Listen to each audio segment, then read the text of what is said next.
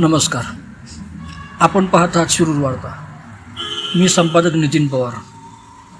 आजची प्रमुख बातमी अशी आहे, शिरूरमधल्या जोशीवाडीमधून पिकअप गाडीचे 3 टायर चोरीला गेलेले आहेत.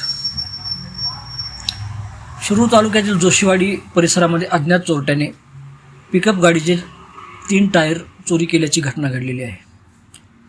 ही घटना 12 जानेवारी 2026 रोजी रात्री 1:30 ते पहाटे 4च्या दरम्यान ओम फॅब्रिकेशन दुकानासमोर घडली. आकाश लकाप्पा मासाळे यांच्या महिंद्रा पिकअप गाडीचे समोरील डावे, पाठीमागील उजवे आणि स्टेपनीचे डिलक्ससह टायर चोरीला गेलेले आहेत.